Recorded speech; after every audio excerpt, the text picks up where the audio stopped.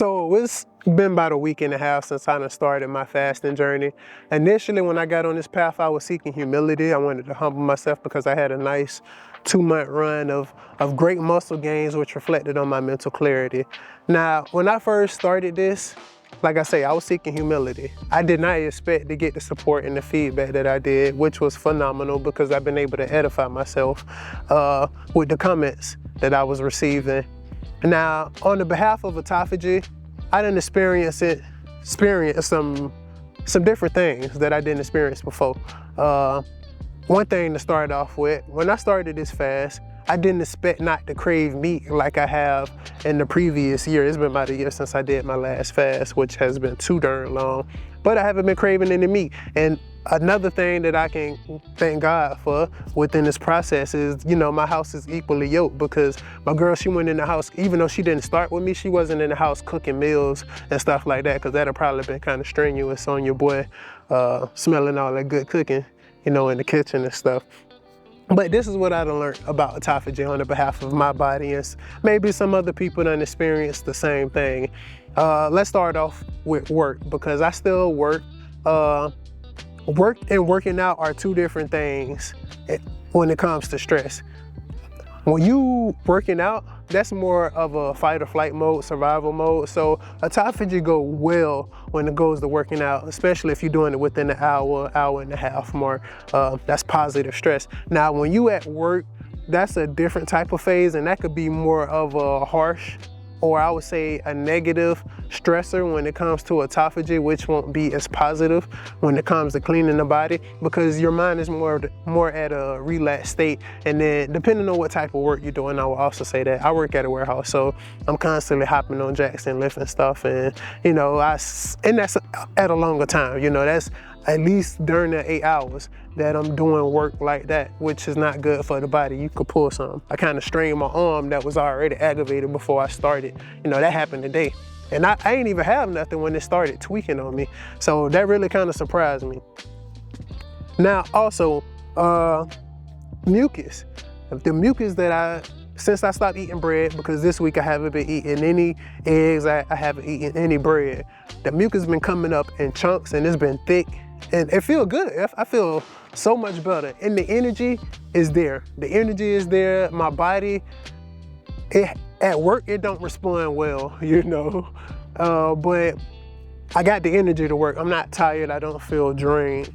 So if you eat meat a lot, let's get into this.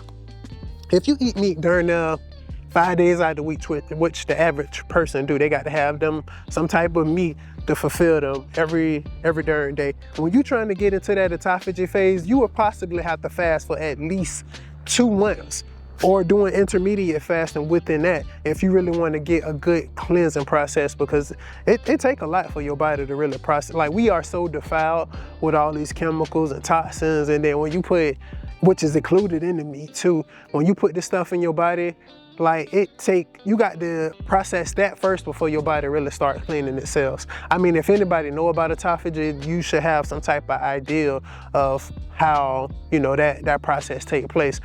Somebody comment, they were saying, since I'm eating, I guess strawberries, which that's what I've been consuming, strawberries and apples mostly, they were like I was gonna mess up the Autophagy phase, which it doesn't slow down the process, it doesn't stop it, But I was able to look into myself, I had to go into my mental brain. Once you got so much knowledge about certain things, you need to be reminded. You need people to bring you back to reality, to, okay, why I'm doing this and what do I need to do to maximize this. I'm thankful about this whole process.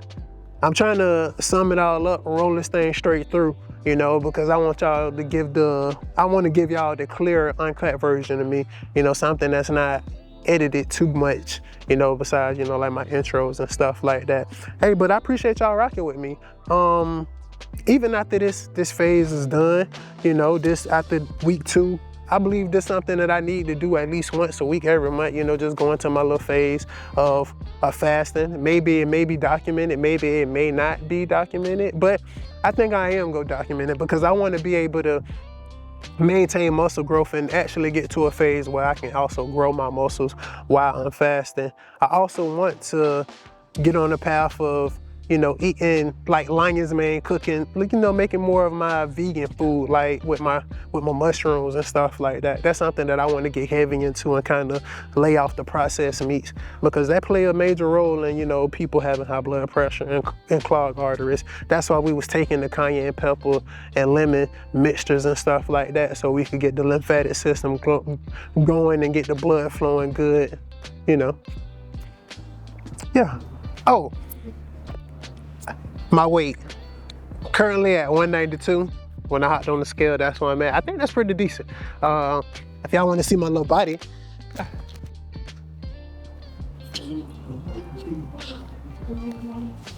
that's my torso. I don't look bad to be on the fast.